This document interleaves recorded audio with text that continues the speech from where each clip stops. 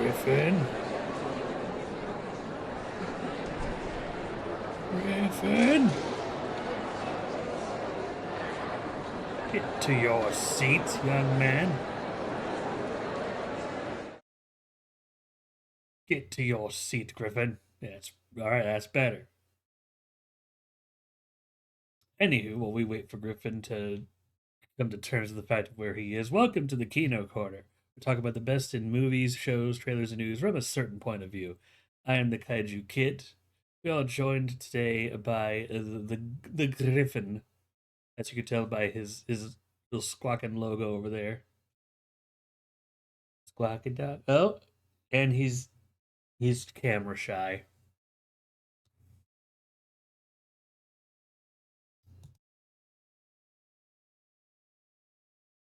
Oh, okay, his internet just went out.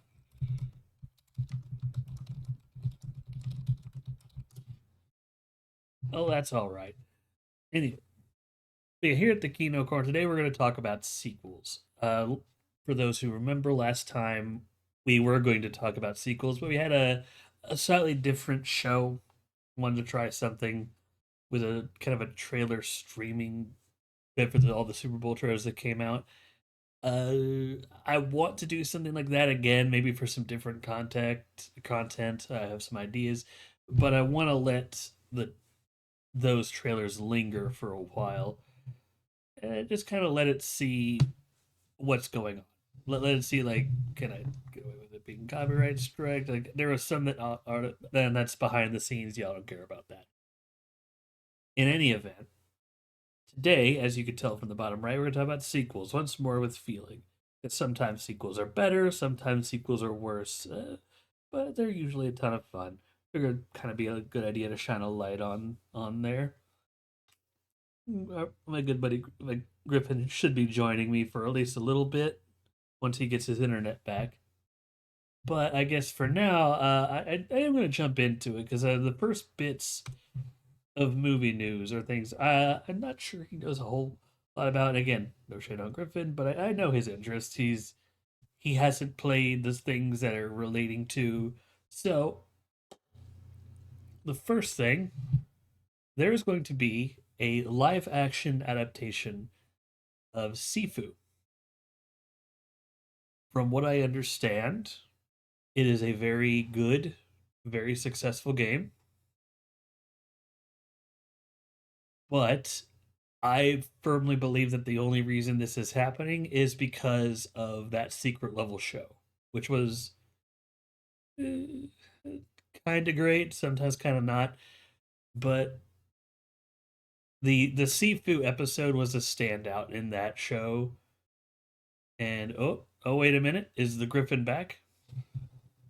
He should be. Yay! I hear him. The audience hears you. How how dare you I, leave as I start? I didn't leave. I just had a little bit of trouble ascending from my text form into my PNG tuber form.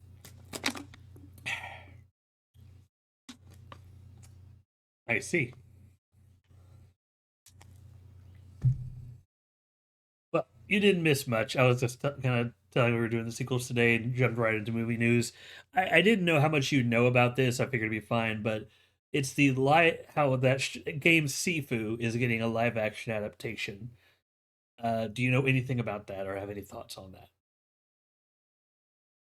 Cool. Don't that? know what it is.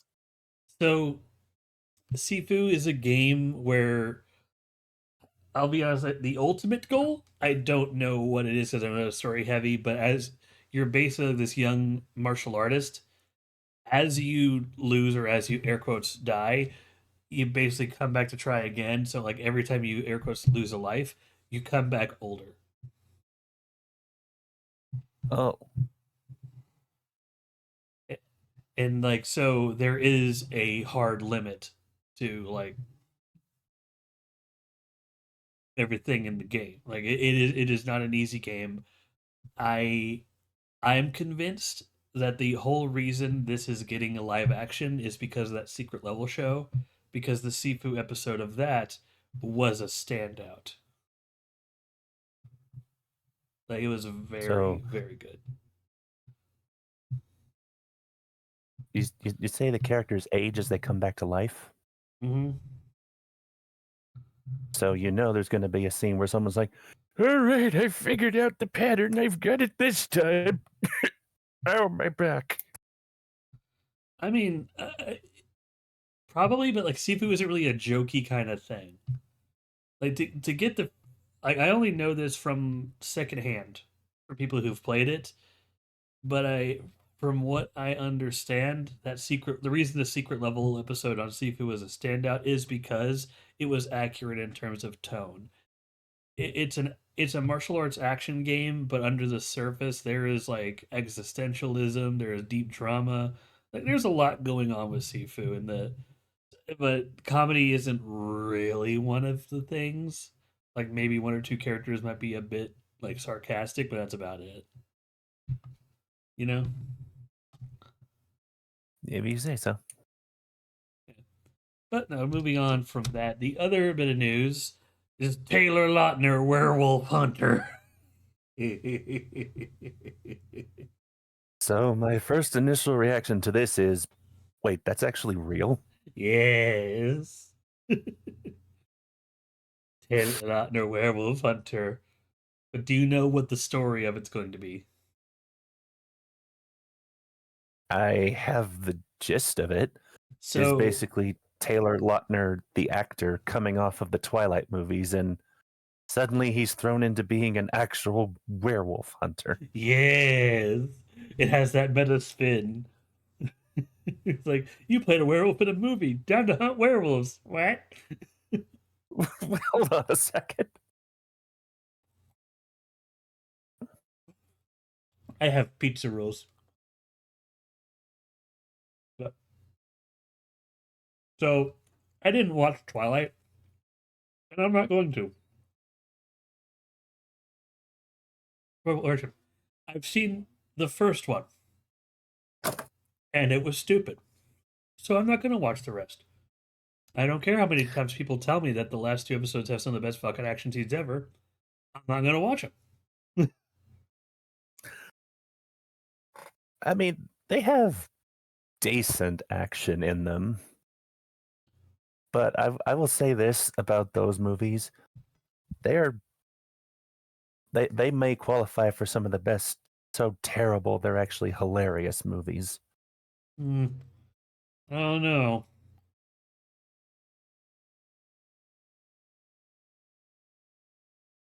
So I don't know if this movie's going to keep up that vibe or Oh, like they're gonna. it's taking a meta spin, so I don't think it's going to be so. Well, I think it's going to try. Meta movies are always judged a bit differently. My worry for this was: is it going to be too on the nose, or are they going to like kind of let it ride here? Because that's the balance with these. And the main reason I worry about that is one thing I do want to confirm about Taylor Lautner before I start talking out of my ass here. I mean, aside from Twilight, he hasn't really been in anything else of real note. That's His what his I'm act. trying to confirm. Yeah, it Twilight 2012, and then every like 2 years or so, he's like in a background character in a movie. So the okay, so yeah, the other thing I'm worried about with this is he's kind of just trying to relive that old spark of just I remember when I was America's werewolf sweetheart, and it could just be cringy and dumb. I hope it's good. That's like with all movies. I hope they're good, but like, this one it could go either way. It's not. I don't know if I don't see it being like so bad it's good because it's like it pulls from all to some degree it pulls from such a particular niche, Twilight fans, that some of the jokes might go over to some people's head. I don't know. Again, I could be wrong, but I mean, I'm more excited for the premise than anything. I don't know if I'm actually going to see this fucking movie. if if nothing else, I kind of hope this movie makes people realize, hey, wait a minute, this guy actually can kind of act. Maybe we should put him in more stuff. Hmm, yeah, maybe. But we will see. That's happening to Robert Pattinson, so anything's possible. Yeah. Uh, Oh, yeah, no, it's fun little concept. I appreciate the meta spin. I just, eh, I'm willing to I need watch to a see the trailer. trailer. Yeah, I'm willing to watch a trailer, but as of right now, it's like I just hear the concept and go, oh, that's stupid. Anyway, yeah. But now this news, I know people has people a buzz. The Avatar, Seven Havens. I'm just going to let you rave on that because I know jack about this series. Here's okay. I know a little more than you, but not as much as other people. I So, live under a very comfortable rock. so this is basically a new a series of Avatar following the Last Airbender and Korra. We know the general synopsis. How normally the Avatar is the protector, the one who mastered all four elements, the hero of the world, blah blah blah blah blah. But in this Avatar Mhm. series, they are not the savior of the world; they are the destroyer of the world, and everything is almost this post-apocalypse. Apparently, Korra's required viewing because I've seen more than one meme now of people like, "Oh wait, the world's an apocalypse. What? Wonder how that happened." Cut to Korra just sweat dropping, pulling her collar. It's like, okay, so Mm, I makes guess sense. Korra's required viewing. Probably. I have seen the first Avatar series, and so the only thing I could latch onto that okay, this could be good is the original crew is coming back for this, and the premise doesn't sound bad on paper. It's like okay, you have a post-apocalyptic world. Everyone now hates the Avatar, thinks they're going to destroy the world. Is going to be fighting humans and spirits alike, and the three main characters. There's two twins, one of two twin Earthbenders, one of them the Avatar, one not, and an an airbender that uses kind of like an airbending hoverboard kind of thing, who's going to serve as the Avatar's airbending teacher. Which, I mean, on paper, everything sounds like it's Avatar. Could be fun. The whole reason it's a buzz, and I know some people are just it's not as loud as it would be a while ago, but there are still a few morons going wow, wow, wow at this freaking show.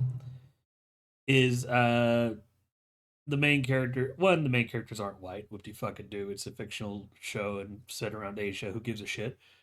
But Aren't the none of the characters technically white? exactly. But the other and bigger thing is the girl has a prosthetic leg, which I'm just like, cool. Okay. Is that a problem?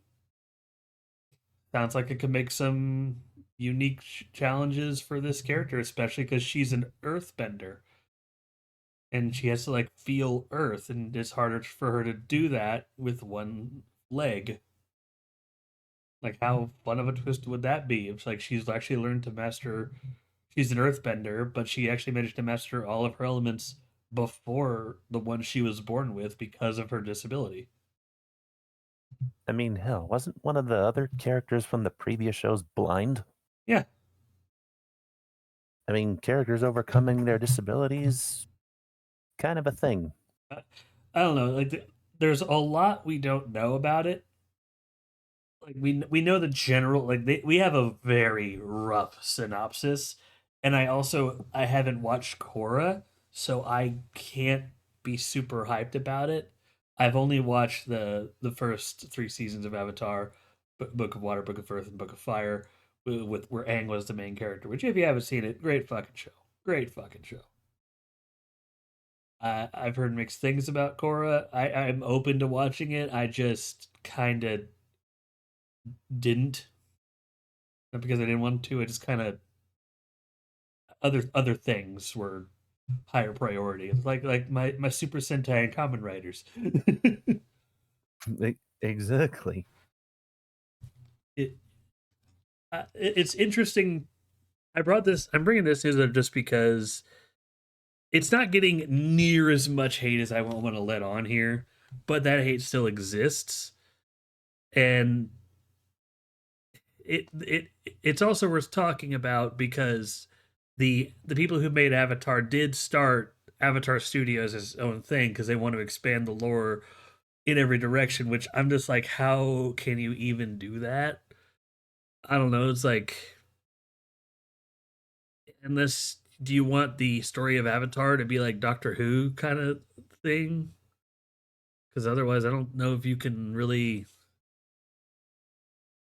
Yeah, it, it's making Avatar Studios to make just nothing but Avatar content to me.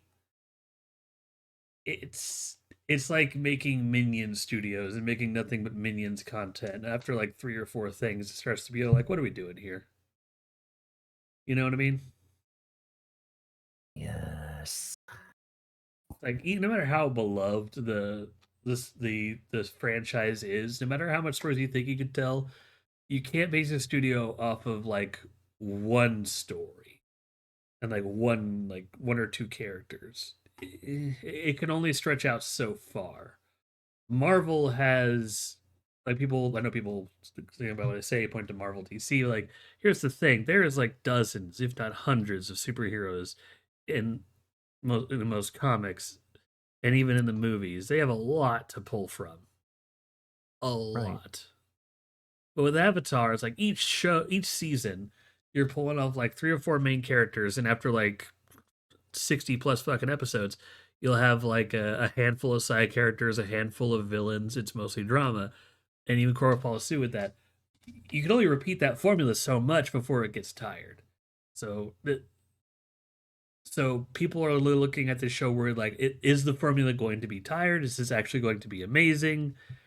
It, in a lot of ways, there's more pressure on it than Korra because Korra, like people were expecting like to some degree a sequel. They wanted it. It went far and like it's mixed but generally positive.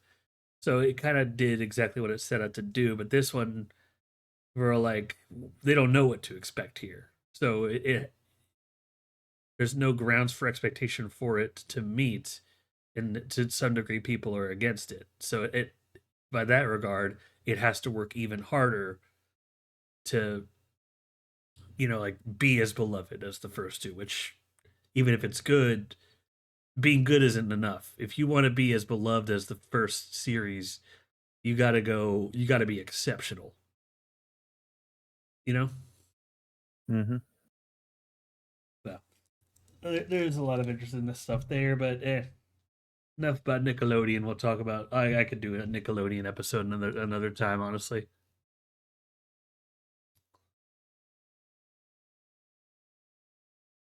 But the next, I guess, well, we're gonna go on to trailers. Is it not a lot in the realm of movies or news and trailers this week? I think a lot of that is because following the Super Bowl. So after that little dump, things are just kind of trickling down. Yeah. Really, the only trailer that came to my mind was this Netflix documentary on the 2011 Joplin tornado, and I Hmm. don't know if you do documentaries on this show. Well, I'm willing to talk about them. It's just I have to find the right, I guess, the right balance. Like, I don't know if there's the right balance, but the right way to broach it. Right. And I don't even know if I want to talk about trailers for documentaries because it's you're not telling a new story with a documentary. To watch a documentary on something, unlike Marvel movies where you can just kind of go into every movie excited. If I was to watch a documentary on like actually here's an example. There's a trailer I didn't include about Cheech and Chong. I call Cheech and Chong's Last Ride about their film history, just them riding in a car talking about their life, and that's cool. I mean, it looks fun, but I'm not going to talk about it because the prerequisite for really getting excited and talking about that movie is you have to be a Cheech and Chong fan and have seen the movies, you know? Yeah, which I haven't.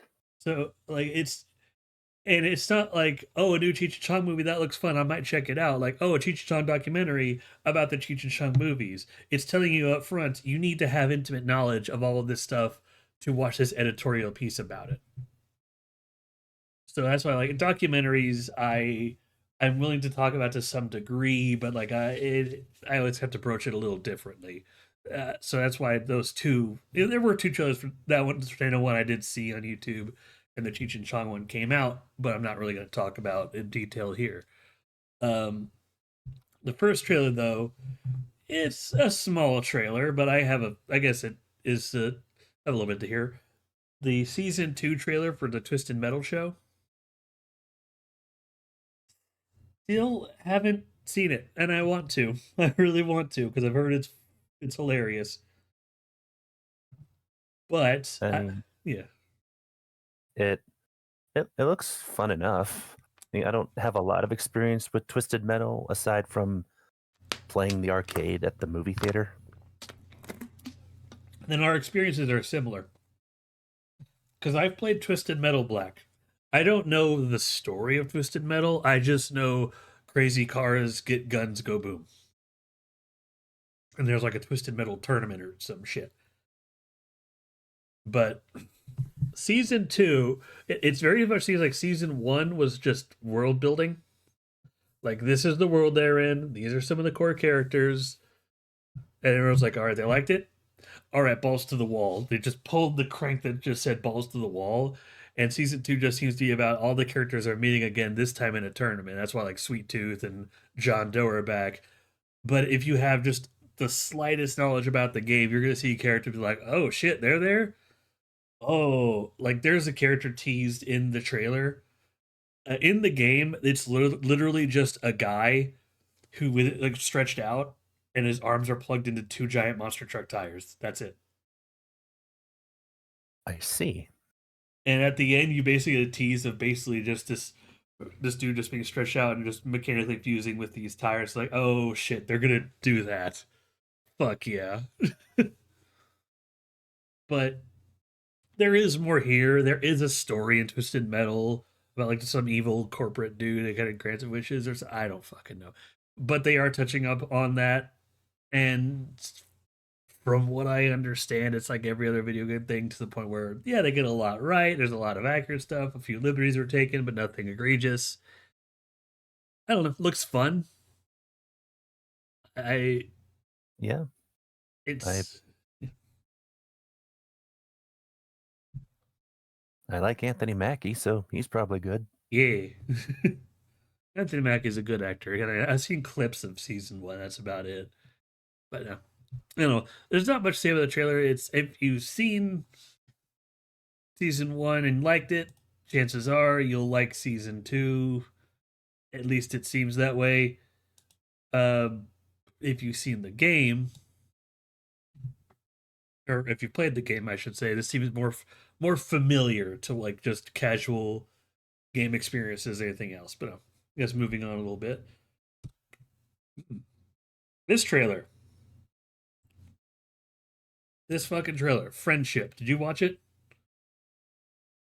The one that looks like a rom-com disguised as a horror movie. This I don't know what to think with this trailer because the whole Yeah, I don't either. everything is disjointed. Like you basically see a guy being pushed off of a ledge, screaming in agony, and the caption is the funniest movie this year. What? Uh, And then you see two people sharing like this bromance, and the caption for that is just utterly terrifying. What? okay, are we going in like a dark comedy route? It seems that way, but I'm not getting the comedy. Like the only bit of comedy I'm getting from this trailer is the trailer telling me, guys, the movie's funny, I swear. Everything they're doing, this just seems like a thriller about a loner who gets friends for the first time. He well, not for the first time, but he gets a new batch of friends. They welcome him. he starts to open up a bit, but he goes too far. So they're like, no, dude, we can't be friends. Or maybe there's something else going on and those people are actually dicks. Who knows? But because he got so invested, he then starts to get some stalkerish vibes and just like, you can't ditch me. Kind of, he just starts taking shit too far. And everything is, of course, from the toxic person's perspective that may not be the only toxic person. So I don't know. It seems like a good thriller. I'm just not getting the comedy from the trailer. It's just fascinating how freaking bipolar this freaking trailer is and trying to deliver what kind of movie it is. Well, Which, if it comes out that mm, this guy mm, is legitimately bipolar and that was just subtle marketing, 10 out of fucking 10 advertisement. yeah, I feel like that's kind of the point where they're like, this movie's supposed to be funny. Maybe I should check it out, see how funny it is, and then instant curveball. Yeah, yeah. I don't care how much how much the trailer text tells me it's supposed to be one way. It's all about actions. Which, again, if that's the point of the movie, if those are the themes, and this is not a comedy at all, 10 out of 10 fucking marketing. But Yay. I don't know, like I don't. This isn't a movie I usually seek out. It's one of those like I might watch it with people. I might catch it just in passing, but Yeah, I'm kind of in the same boat. I'm more fascinated with the marketing than anything of this movie. You know, I guess to Also, move. Go ahead. I was just gonna say one more thing about the trailer. Tim Robinson is right. You should go see the new Marvel. Grifters be damned. Yes. But I feel like we'll get to that here in a minute. Oh, we will. Yeah, A24 advertising Marvel is interesting for sure. But no. The last trailer, this one I also don't know what to think of. That movie, Freaky Tales. So this one has a real Pulp Fiction vibe to it. So I think I understand. I could be dead fucking wrong, but I've watched the trailer a few times now. The only thing that I could look at and make sense is one thing is clear: this is an anthology. Like that is clear, right? Yeah, it's one story told from different people's point of view. So that's the thing, though. It seems like it's all going to be centered around Pedro Pascal's character. So, but it all seems to go branch out in these so many different ways, and there's like some overlap between them. If it is just a story from different perspectives, that's cool. But what I'm wondering is, it paints Pedro Pascal's character in this trailer as kind of this urban myth style hitman. You know, like people were just talking about Mm, what happened to him. So I don't know how it's gonna be. Maybe I'm missing something in the trailer, but when I watch it, my thought is maybe this is gonna start with Pedro Pascal, and like all the anthology stories are basically people talking about like what happened after he quit, and that's why like it's just basically got lost in translation, and like people are trying to attribute like gang wars and other such shit to him quitting. But it also, but because I don't, and I'm only saying that because some of the stories, I'm like, where is the overlap between some of these, like as far as location and characters wise? There's like some, but like there's pieces that don't fit together. So, I don't know. I am interested in how these anthology stories interact. Of the three movies we talked about, easily this is the one that I am more likely to see. oh, you're just saying that because you like Pedro Pascal. Well, yeah, dude, I have a man crush on him. I'm big enough to admit that. He's a So sexy, you sexy admit man. it. Yeah, Pedro Pascal is sexy. Nothing wrong with admitting that. Honestly, I get it. Yeah, you're allowed to have man crushes on people. Like I'm a dude. I'm straight, but sometimes I look at some of these guys and go, man, that's a very attractive man. Pedro Pascal, Idris Elba, those are two big ones. Reggie Fils-Aimé. His body is ready for you. Mm. You heard it here first, folks. Yes. All right. Well, But yeah, I'm definitely interested. like I was already interested with Pedro Pascal, but like I want anthology to come back in some degree because good anthologies are just timeless to me. Like your Trick or Treats, your Creep shows, like you want a good anthology. It's gonna like stand the test of time. Like Tales from the Dark Side, that's a good one. Like we need more. I think every director should make at least one anthology just so they can so instead of being locked into you have to tell the story for an hour and a half, just like just make something that's like 20 minutes, dude. Fold and just and I know the VHS movies are a good anthology. That's a series that I also just a real quick I want to really deep dive into and watch from beginning to end because I've seen one segment from VHS and it was nut shit. Like, and apparently, if to get you interested in it as well, apparently one of the draws to VHS is with the exception of like one or two segments, everything is done with practical effects. And I mean one or two Hmm. segments in the whole series. There's like five or six of these, and each one has like 3 to 5 stories. Wait, do we have to watch it on VHS? No. I mean, I'll do it. No, we don't have to.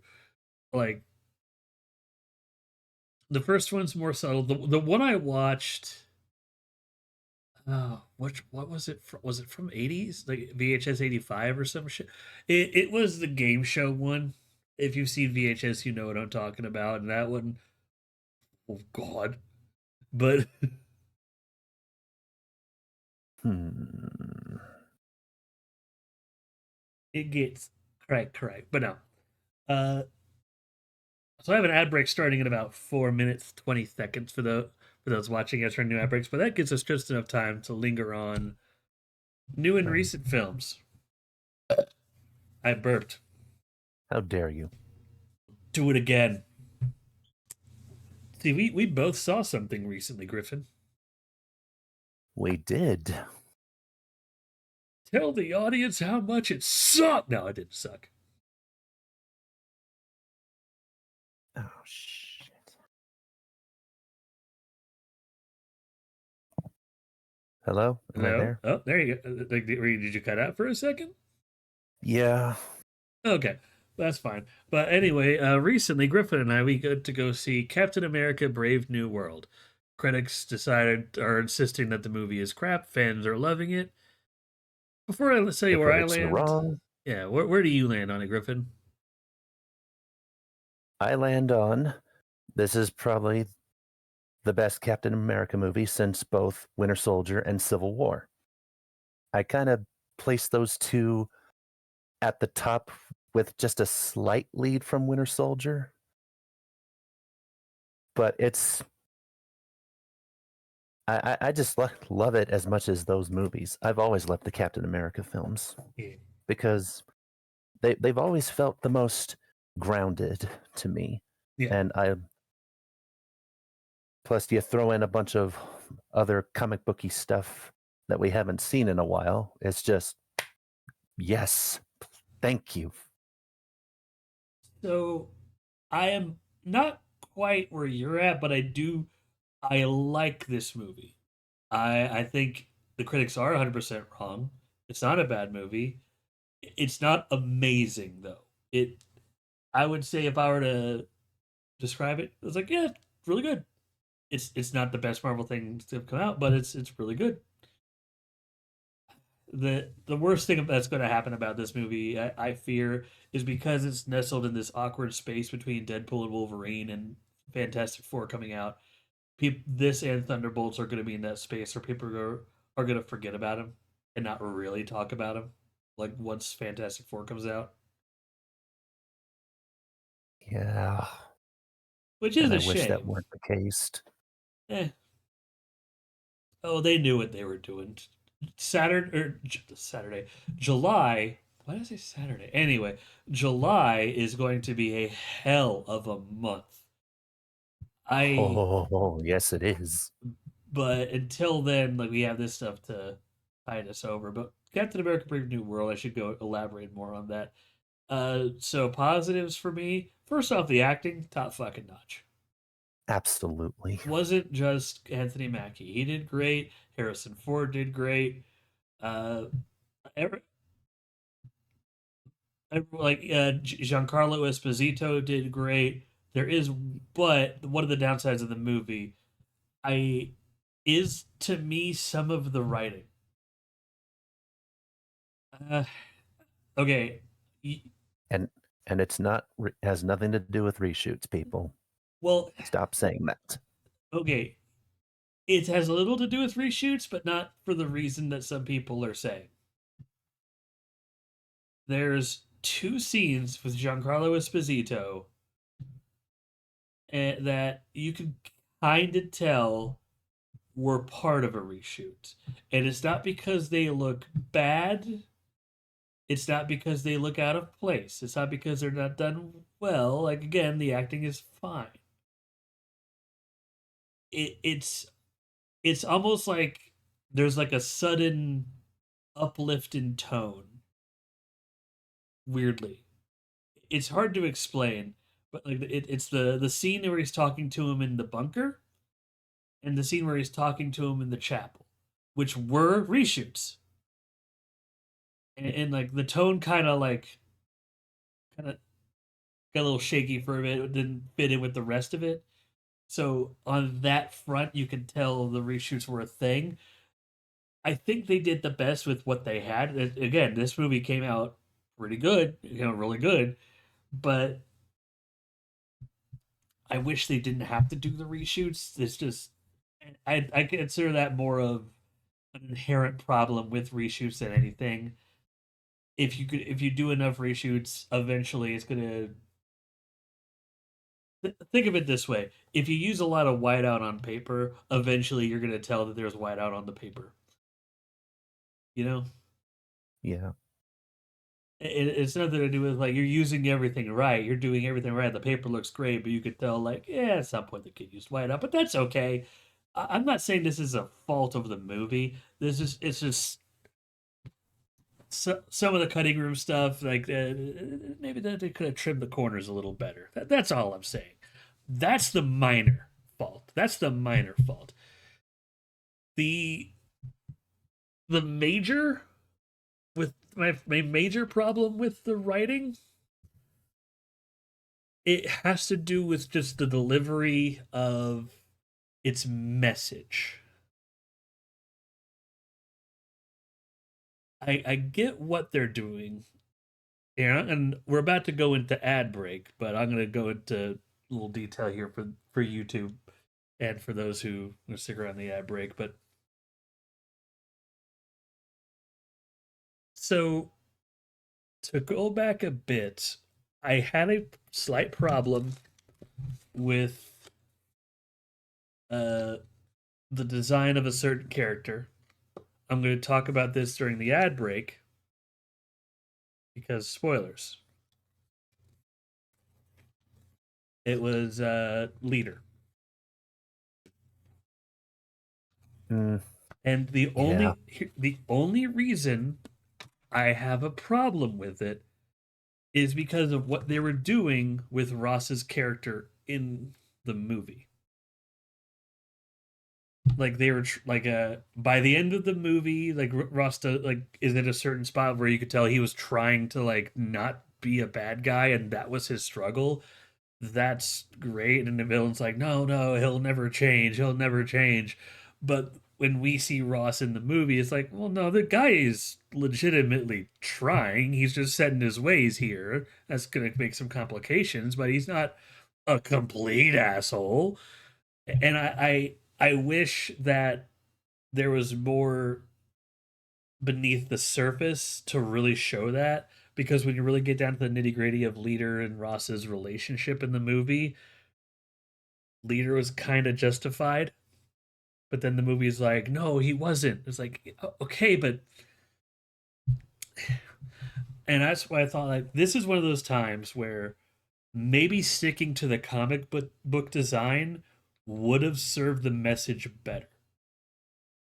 How much more would it have served the movie and like proven that Ross is capable of change and ultimately lead to Anthony Mackie's like talk with leader, then talk with Ross at the end? If when Ross was running for president with the help of, well, spoilers, when Ross was doing his stuff after it became clear that he wanted to be better and his after his existential crisis, what if he actually was trying to do better over time? What if he kind of he didn't he actually was taking care of leader? Like maybe make it so the lab isn't a disheveled mess, except for maybe the leader's space. Maybe make like some subtle hints in the lab that like they were trying to do something with Gamma, and even to some degree working with Bruce Banner to make him appear normal. Like there make if you add that subtext that Ross was trying to honor his word and trying to, you know, take care of this guy, but then it's proved that this guy is too unstable. I think that adding that extra layer of subtext would have elevated this from a good movie to a fantastic movie. You know? I mean, I can see where you're coming from. And that's that's ultimately what it comes down to is this is a good movie. It has a lot of good action scenes, a lot of great acting.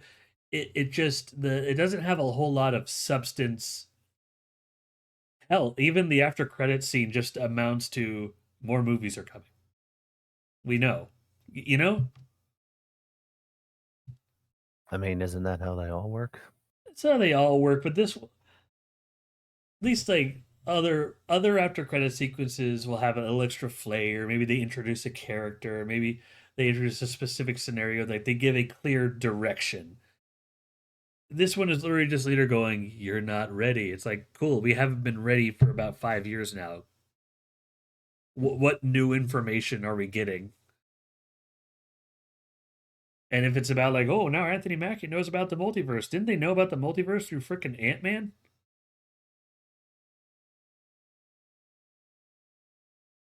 Like, am I missing something? Well, I mean, he was snapped, so he doesn't know everything about it. He doesn't, but they know. But like, there's stuff in the background where you could feasibly say that Captain America is somewhat aware. He's not like as knowledgeable, but there's enough, and that's ultimately like it's a great movie. It's just missing that extra little bit of substance for me to say it's a great movie. You know, Yeah, fair enough, I guess. but in a weird turn of events, despite that, I do think it's better than the first Captain America movie, just not as good as the Civil War, and definitely not as good as Winter Soldier. I Winter Soldier to me is like one of the best Marvel movies. That's a high bar for me for it to sit, but yeah. But ultimately, that's Mhm. where I sit with Brave New World. I have a particular problem with it and just how it told its story. And there's some things you could tell are reshoots. It doesn't honestly, it's worth talking about. You're right in the sense that the reshoots aren't the big problem. It's like you're grading a paper. You could tell that the reshoots, that'd be like the difference of a 98 and a 97. Who gives a shit at that point, you know? Mhm. But the thing drop like that lack of substance. It it just needs that little extra oomph. And I, at least for me, this is entirely subjective. Even though we all know at the Kino Corner, all of our opinions are correct. Is that right? Yes. Now put more ranch on your pizza rolls. No. I'm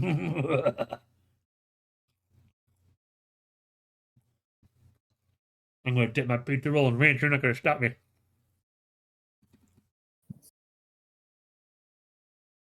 If you say so. Yes. Hmm. On a side note, on a previous stream, I misspoke when I was telling Mike and Keelan about it, and I said put a ranch in pizza rolls,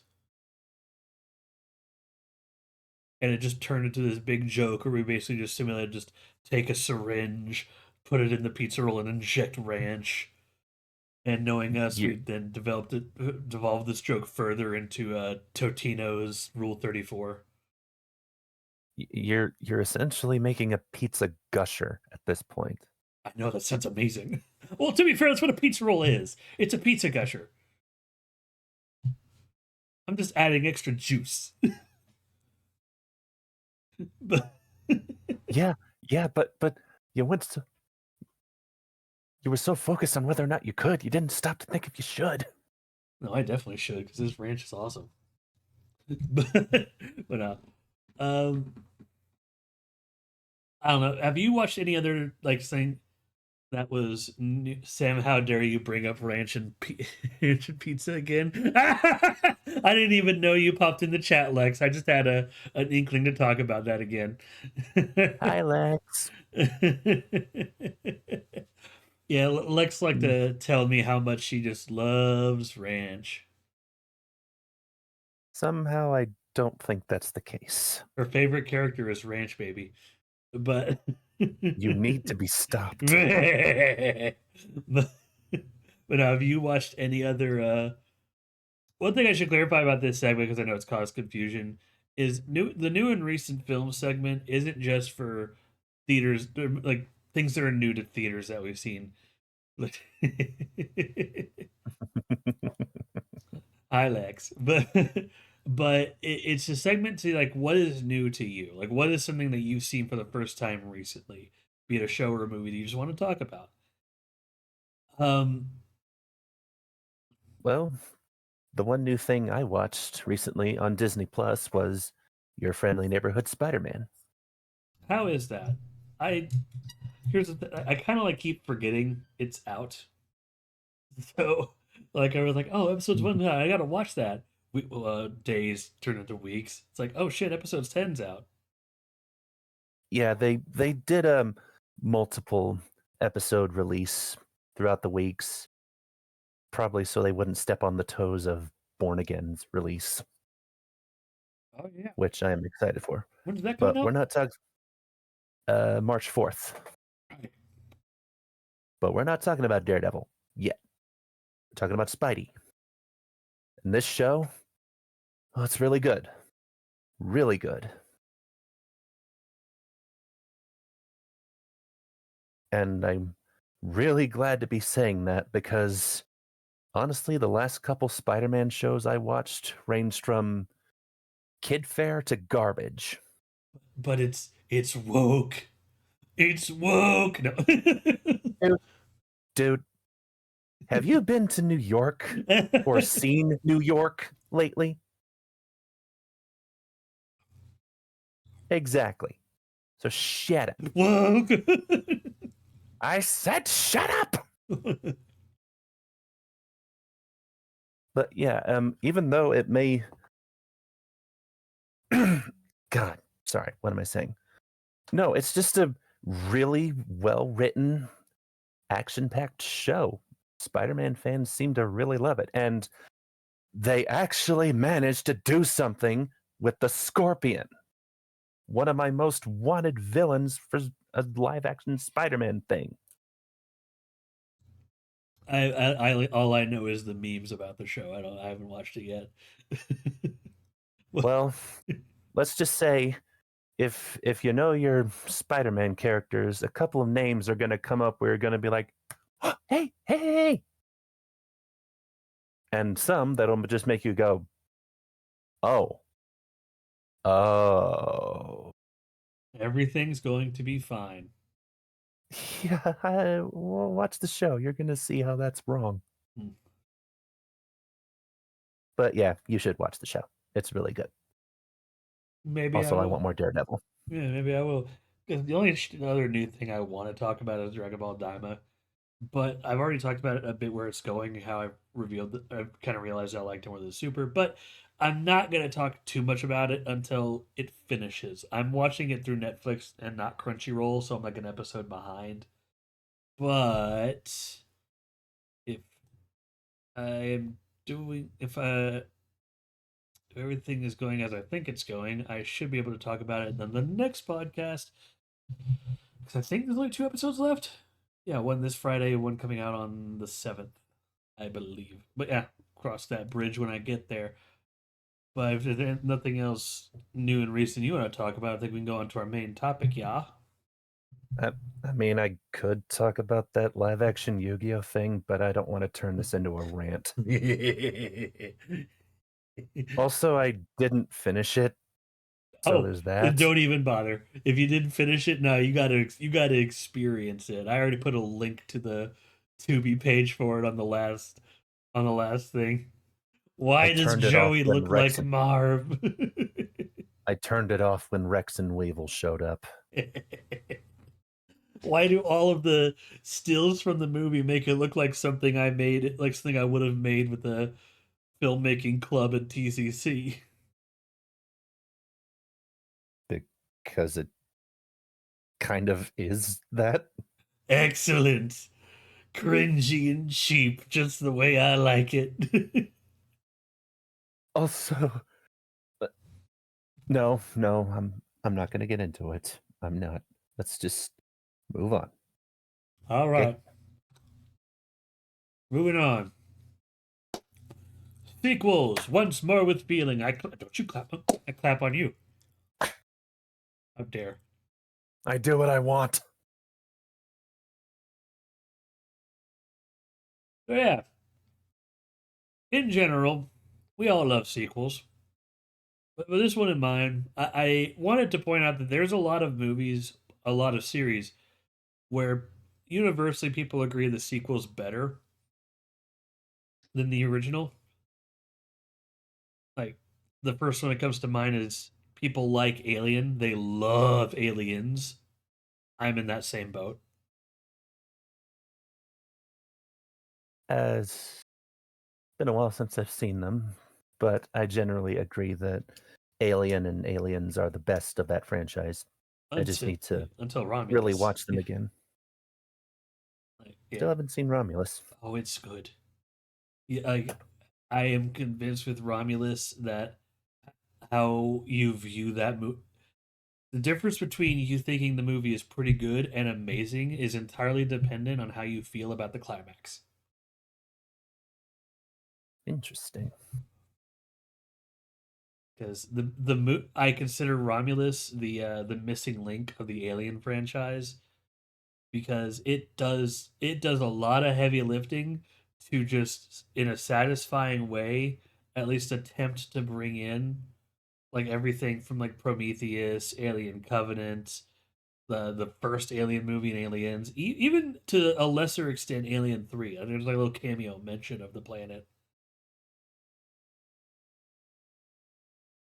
Like everything like wraps up nicely. And also in a weird way, Roundabout justifies what the fuck they were doing in Alien. Was it Resurrection with the weird alien mutant? I think Yeah, no, but anyway, Romulus kind of brings everything together. It's not the best alien movie. Like it does, there's a few things it does that are on the nose, but no, like Alien is good. Alien is really good. Aliens is fantastic. Alien Romulus just below Alien, just below in my opinion. It is very close, and depending on my mood, I'd sooner watch Romulus than the first Alien because it's that close, at least to me. okay. Okay. It's God, they needed it after like I think the true art. Ooh, here's another one that I love the sequel more than the original. Kung Fu Damn Panda. Yeah, DreamWorks is pretty good at sequels that are just overwhelmingly better than the first one. Not just Kung Fu Panda. How to Train Your Dragon, Puss in Puss in Boots, Boots, Shrek. freaking Shrek. Holding out for a Does it? hero. Does anyone even remember the original Puss in Boots movie? I don't know if they do. I never watched it. I know there's like these weird images of like an egg in a cat suit, Yep. but that's about all I know.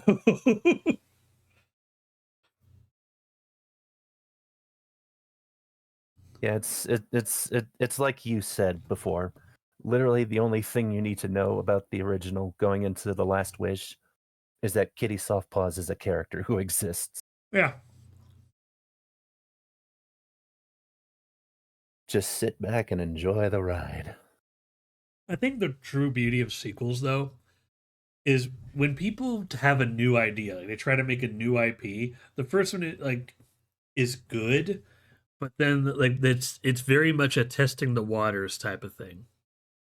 That like even Alien, like I think this does apply to the DreamWorks movies. It applies to Alien. It's like, hey, we want to tell this story. We want to like let's go here. Let's do this. People are like, hey, we really like this. All right, press the balls to the wall button, and that's always usually the secret to making it a good sequel. People like one alien on a ship. 200 more. Let's fucking go. Ah! Like Kung Fu Panda is like, all right, all right. They thought this was funny. They thought this was gorgeous, and like Kung Po is no longer going through that hero's journey of becoming like a Furious Five member, so we can skip all that.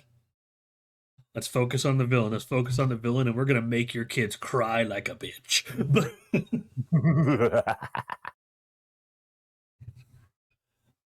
Hmm. Yeah, like a lot of firsts are like to some degree they're like dipping their toes in the water. They're not gonna give you everything. They're just gonna like we're just gonna tell a story, and then the sequels are like they like the story, release the floodgates. Like I guess the only exception to that rule I could think of is Puss in Boots. But then again, I think that one isn't really a. It's technically a sequel.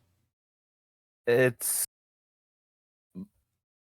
it's a sequel in the way that Temple of Doom is technically a sequel to Raiders. You could watch them all separately. Like they might reference each other every once in a while, but that's about it.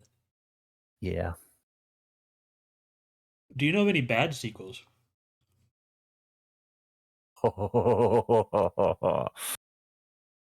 Yeah, I know of Explain. quite a few actually.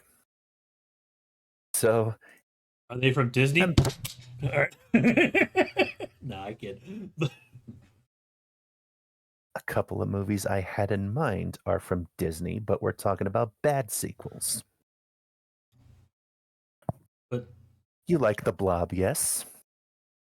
yes, You know, it was a pretty good 50s sci-fi movie, a little campy, but they made it work. Pretty decent effects for the time, too. Now, why don't we make a sequel that just goes off the wall crazy at some points and has very little to do with the original? going through OBS and trying to mute you. I don't want to think about the naked Russian Shriner in a bathtub. Or what about the bouncy kid theme opening that just shows a cat walking through a field, only occasionally interrupted by anguish screaming? Beware of the blob, it creeps. It creeps and leaps and glides and slides across the floor. I'm, Sam, I need you to know I am only like half exaggerating when I say that I almost lost my mind watching that movie. You do realize we all did, dude. Uh, Naked Russian but Shriner in a bathtub left a permanent fissure in my brain than trying to process this. I mean, if nothing else, it made me appreciate the remake a lot more than I previously did. Yeah. We're not talking about remakes, we're talking about sequels. Well, there is kind of Mm, no, that's a prequel. That's a I think the term that I was thinking about the thing. I was like, no, the 2012 one, which I will not shit on near as much as anyone else, but I think it's fine. It's not really a sequel. That's more of a, a prequel remake, a requel, if you will, or a pre-make. I don't know what the term, but that wouldn't count. What's am, eh, am, am I misremembering this, or did somebody somewhere say that John Carpenter's The Thing acts like as kind of a sequel to the original Howard Hawks film, eh, or is that just a bunch of baloney? it's kind of a bunch of baloney. Okay, never mind then. So, well, here's the thing: the the Howard Hawks film, the black and white one, Thing for Another World, is not the original original. The original is a short Right, right. story called Who Goes There, which in a weird turnabout way actually has more in common with the 80s movie. So Okay. the Thing from Another World is basically just what it does to that movie, what a lot of the 50s monster movies did at the time. Just cheesy, campy, nuclear radiation is bad, you know. Mm-hmm. So, but that's why I do like the prequel remake they did in 2012, because everything in the 80s was at least to some degree original. Like there are some notes from the book and they try to like recreate very specific scenes. Like okay, I will say I know where the idea came from because there is some stuff not from the book in the 80s movie that they decide to pull from it, but it's more inspiration. It's like you can't just look at, oh, but they designed this one room a specific way. It's clearly a sequel. No, it's an homage. Call it an homage. Yeah, but like with that 2012 the thing, they took great care to make it so the end of that movie matches exactly what they found in the 80s movie. And you know what? Mm. Kudos, kudos. Like even if the movie ain't perfect, that is the movie has a very good attention to detail. Like it leads in perfectly to the to John Carpenter's The Thing, and I'm just like, if nothing else, I respect that. I can't fault that. Like, I wish the movie was better. I wish the thing in the 2012 one wasn't all CG, but because everything else is Mm. great. How do they find the thing without the blood test? Oh, it doesn't replicate fillings. Oh, so like if you see someone that had fillings at one point and doesn't have fillings anymore, a whole bunch of fillings just kind of strewn about in the freaking bathtub, they're a thing. It's like that's clever. That's just another little thing probably people didn't think about. Yeah. You, Yeah. I don't know. I'm trying to think of things to talk about with sequels. I know there's a lot too. My mind by default goes to like number two in like a line of movies. Like I mentioned like Shrek 2 and How to Train Your Dragon 2. All these are like aliens. Like if it's the second one in sequence, but technically sequels applies to everything past the first in a way. If it's like the next chapter in a story, they're not always good. Sometimes they're god awful. We don't talk about Neverending Story 3. Absolutely not. But you acknowledge that it exists. What are you talking about? We're talking about How to Train Your Dragon. Okay. Okay. Wait, How to Train Your Dragon 2 or How to Train Your Dragon 3 The Hidden World? Well, either one. Okay. One respect I gotta give to DreamWorks. I might turn this into a freaking DreamWorks discussion because they are so good at sequels. One thing I will happily give DreamWorks, even though their threes so far haven't been as good as their twos, in my opinion. Like I like Kung Fu Panda 3, don't love it. I like How to Train Your Dragon 3, don't love it. They serve as a fine little bookend to a trilogy. Like I could look at Agreed. Kung Fu Panda 1 through 3 and you basically have a solid trilogy there, and that's kind of the reason I'm so why would I want to go see Kung Fu Panda 4? I was like, guys, it's not that bad. Okay, but like I feel like it existing might impact how I view 3, and then it just gets I don't know. But Britney Spears cover. Who cares? No. But Yeah, I still haven't seen it. uh, I know it's on Netflix, but what if I want to watch Godzilla minus one again? yeah. So one thing I also want to make clear, I don't want to talk about movie series. What I mean by that is if we're just how you define a sequel is just direct continuity. Technically speaking, every Marvel movie is a sequel at this point.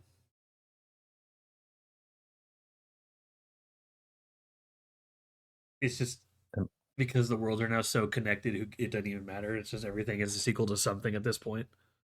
But I don't want to really talk about Marvel too much.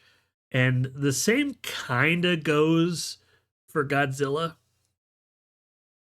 Oh yeah, we'd be here forever if we were talking about Godzilla. Like if you were to talk about these movies as sequels, there's like the only Godzilla movie I could reliably talk about as a sequel would be Tokyo SOS, in my opinion.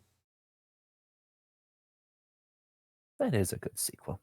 Well, uh, okay, Yeah, I correction. mean, Raids Again and not as Tokyo SOS. Those two, because they are like made to be sequels to the movie that came before.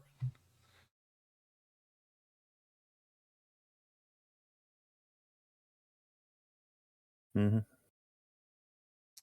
I think that's where that might be the difference between a good sequel and a bad sequel, is if how much of the previous movie was in mind when you made it, or like think of Land Before Time. Like at some point you realize they're not making these movies because they're telling a story. They're literally just going, but what if Littlefoot took to an ichthyosaurus? What if Littlefoot stepped on an egg or something? What if these dinosaurs were aliens? Yeah, it just starts asking weird questions. It's like, This is not a joke. I know. Don't worry, I know. But the people listening may not know. Like the difference between a good sequel and a bad sequel to me is just is it continuing the story, or a good sequel will continue the story. A bad sequel will either tell the same story again, Hangover, or it'll do something completely different, unrelated to the story. In which case, is it really a sequel at all? That's where like most of the Land Before Time sequels fall to be. You know? Hmm. I mean, but then again, I feel like a lot of those stories are like self-contained as well. True. And again, there's nothing wrong with those. I know there's like a famous horror franchises that do something like that, where sequels are don't directly reference each other. They're just another outing. Nightmare on Elm Street's a big uh like proponent of that for sure. Like it wasn't until like more recent comics and stuff that they really started to connect the world and flesh them out a little more. There's just 80s slasher movies where what if Freddy was in hell, or what if Jason, what if Jason What if Jason? what if Jason, Jason. yeah. But then again, we talked about 80s movies a while ago. 80s movies are beloved, but I don't think it's because of their nature as sequels. I think it's because of their nature as movies. You know? Yeah, really depends on the story they tell. Yeah, like actually So, that's you want to talk about? I'm sorry. Go ahead. I was just gonna kind of finish that thought and just say like I think that you have like Kung Fu Panda 2, it's beloved because it is continuing the story. It being a sequel is a main reason why it is as beloved as it is. It continues the story and expands upon it, versus like The Nightmare on Elm Street 2, where it's just where's Freddy gonna go now? But the movies are like very competently made slasher movies, so it's like, they still love them. Like it's loved because it's a good story versus something like Kung Fu Panda 2 is loved because it's a good sequel. And it's a kind of a fascinating difference to me, you know? Yep. Well, where were So you you go want to with talk about Pacific Rim Uprising? do we have to? I mean, I have thoughts on it. Oh, it is a sequel. It's a sequel that had some good ideas to it, interesting setup. It just kind of made one big story mistake and then stumbled on its way to the finish line. But that character had to be evil. Would you believe me if I told you that was kind of a sequel idea that Del Toro had? Well, what's the thing that you're talking about then? Because I didn't want that character to be evil. It was Newt all along. Yeah, it's like I don't like that Newt was evil. Like no, okay, we're we could talk about Newt. We're so far past the statute of limitations on spoilers for Pacific Rim Uprising. Newt is evil. I don't think that was a good idea. Uh, I, I Even though it technically isn't Newt. yeah, that's why it's technically not Newt, but I think it just creates this uncomfortable idea that like oh two people can bridge into each other. Like if one could take over the other during like bridging consciousness over and over again, then it's an idea that just we have to accept exists amongst everything else without being explored. Say what you will about how cheesy and campy the first Pacific Rim movie is, they at least explored some of these ideas a little bit, like the drift. So, in a weird way, the Pacific Rim Uprising I think would have been better as a Pacific Rim 3, and then use a Pacific Rim 2 for a different story to touch on like maybe two people in the drift together and then like maybe taking each other over, like switching personalities and influencing each other in these weird ways. See, And my main problem with Uprising, aside from what they did with Mako, is that there were just too many characters in it and not enough time to really get to know them. mm-hmm. Yeah, I feel like it would have worked better as like a mini series or something. yeah. But here's the lukewarm take I have for Uprising. It's not a good sequel, but at the same time, I don't feel like it should just be ignored because I I love Pacific Rim and I want to see where this universe can go. I want a solution to the problems introduced in this story,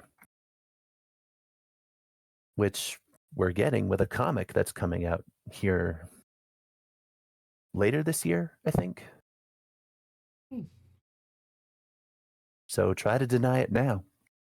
And I'm not going to deny it. I'm just saying, like Pacific Rim Uprising was it's a good premise. It just they told the story weird, and I think it would have been better if the broad strokes of Uprising were reserved for a 3, and some of the characters were then moved back to a Pacific Rim 2, like a different Pacific Rim 2 with a different story altogether that plants the seeds of like people influencing each other in the drift and possibly taking each other over. That way, people are already suspecting Newt, and the big twist in Uprising is a twist that we dread, as opposed to just oh, I guess he's evil now. You know? I can see that, yeah. Yeah, that's it. It's it's not a good sequel because it tried to do too much too quickly, and this is would have served better with another film in between. It should have been a sequel later along.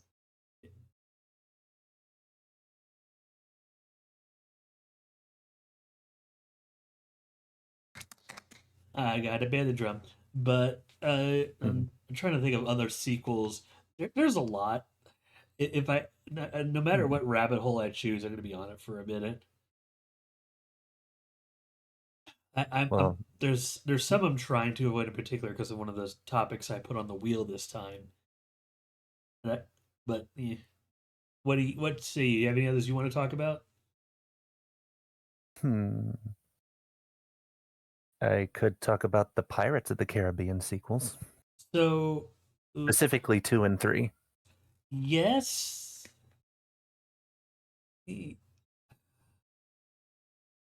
those are weird sequels. Great movies, weird sequels. Yeah, they're weird, but at the same time, I kind of like how weird they get and how they want to do more with their stories and all this intricate world building that they bring. And and damn the people who say that 3 makes no sense. It does if you actually pay attention. I okay, I agree with you, but in defense of the people that say it makes no sense, they do make some good points about how the this the 2 and 3 moved around the writers' room, and because there were some conflicting ideas, they had to make them work. You could kind of tell. Unlike other movies, though, they did a good job at making these ideas work. They just can't match the fact that there is a lot going on that may or may not have been pre-established in earlier movies, or probably should have been established in earlier movies. So, in their defense, I think they have the makings of a point. It's just they're just latching onto the wrong idea of that point. You know, Yes. Yes. like, it's how that they make no sense. Like on their own they make perfect sense. It's just the problem is they could have made much clearer sense in context if there were more stable writers in the room. I think that's the true point of the pirate sequels. Like they make sense. It's just it's a bare minimum amount of sense. You know? I guess. Yeah, I agree. Like you could follow along the movie if you listen, but it's one of those things where if you watch three and then go back again to watch one and two, certain characters are like saying things or doing things that are like weird, like weirdly different. It's like, well, wait, doesn't he turn? What? Like, there's a bit of overlap. That's the main point that I kind of agree with, but I don't know. Context, context. I mean, both Dead Man's Chest and At World's End were being written and filmed back to back, so I can't imagine there was too much confusing overlap going on behind the scenes. Well, there not with those two per se. It's well, okay.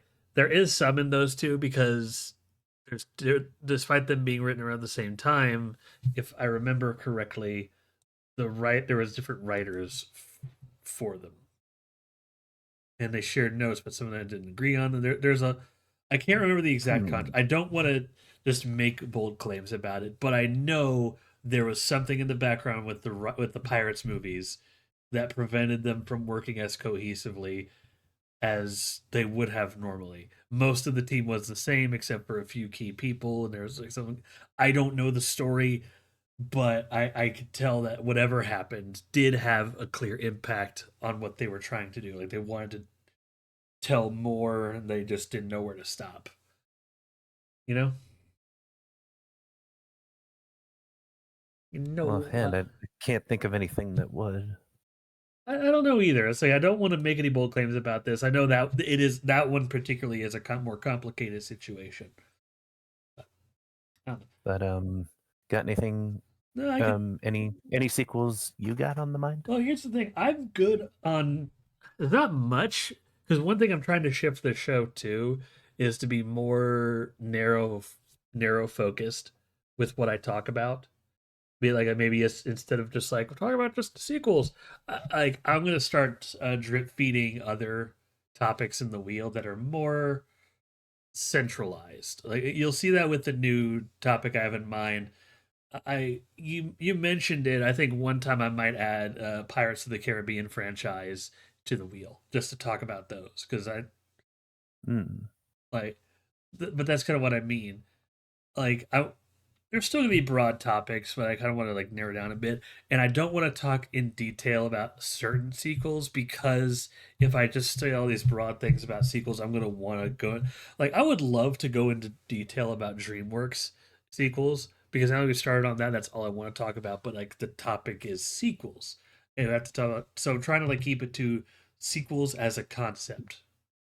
But I can't think of Right. anything else that I want to say about that other then like I've said my stance on a good sequel. It continues the story, whereas Builds yeah into the world. it will take the story, continue it, and expand upon it. A bad sequel will either tell the first story again or not relate to the first one in any capacity. Like that's the main point of wanting to make this episode. That's what I believe defines a good sequel versus bad sequels. Mm. And I apologize if I came across as a little scatterbrained. It's just I could talk about stuff like this for hours. No, you're fine, dude.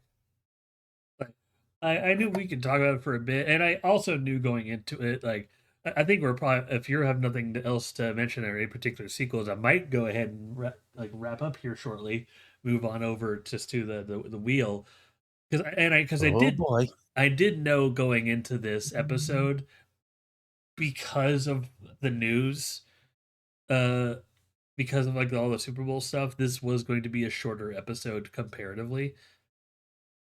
So I kind of knew that was going to be the case. I don't think I'm going to get another long episode again until I can like find a specific niche topic. But like for those on the Discord, I'm going to start. I thought it was linking on my YouTube pages. Turns out it wasn't. I'm going to have to resolve that. Hmm.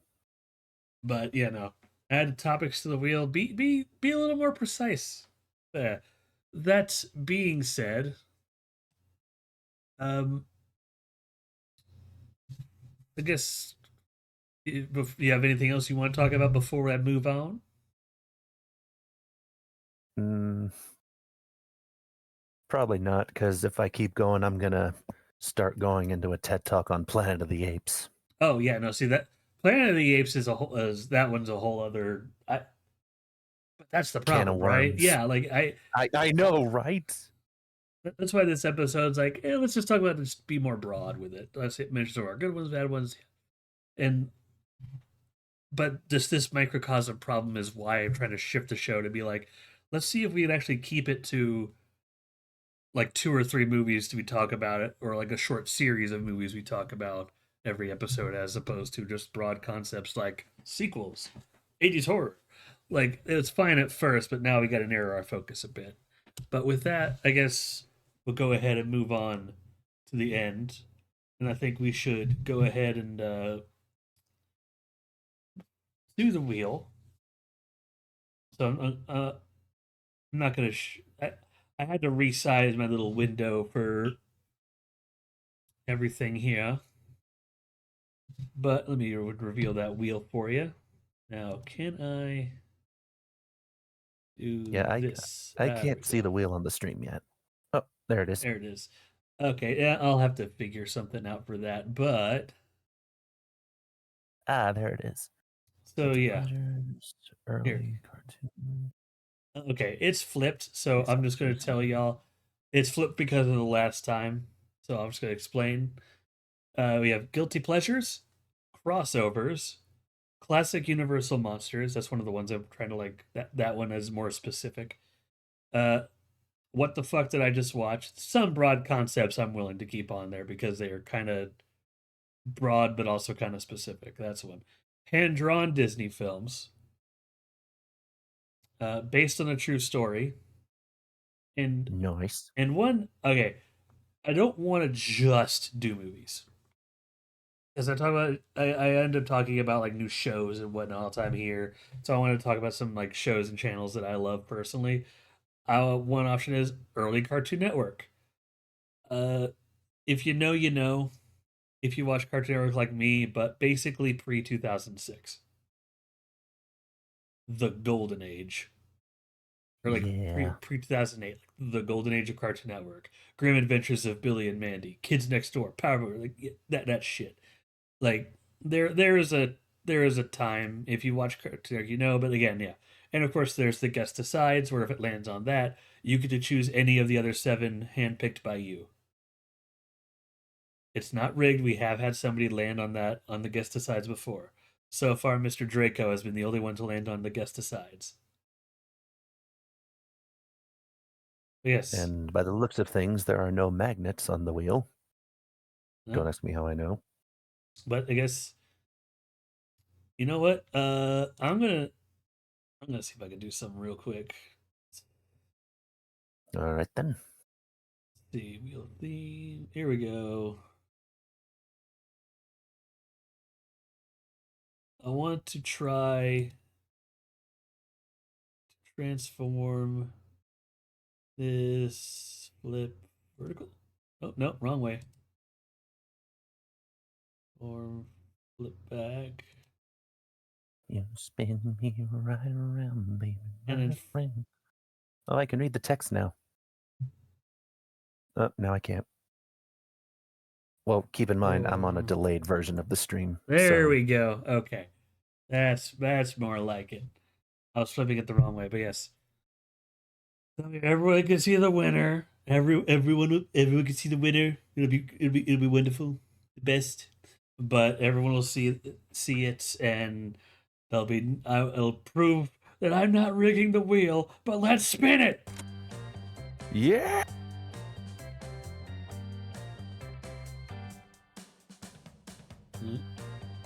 Oh, And you decide.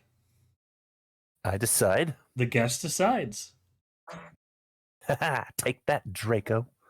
All right. So yeah, again, your options are guilty pleasures, crossovers, classic Universal monsters, what the fuck did I just watch, hand drawn Disney films based on a true story, or early Cartoon Network. Hmm. You know what? I think I'm going to throw you a bone and say, next time you get to talk about classic Cartoon Network. Yes, you heard it here. Yes. Yes. I'm going to talk about Ed, Ed, and Eddie, and I'm going to show some uncomfortable imagery because that show was a fever dream. It really was. Oh, I love that show. Oh, yes. Yes, no takesies, backsies. Yes. Yes. Okay, Vincent Price. There's no takesies, backsies, Gryphon. It's too late now. I know it is. Oh, yes. Thank you for joining me in this talk today. You're welcome. Thank you for having me. Of course. I need to change the bottom of my Discord, but that's neither here nor there. But yeah, see y'all in 2 weeks. I'm gonna talk about Cartoon Network, and no one's going to stop me. That you know of. No one is going to stop me. Okay. All right. Oh, also a quick disclaimer: if you saw the last episode with the Super Bowl, I'm thinking about doing more episodes like that. It's just I am going to wait a bit before I do that. Same with the tier lists.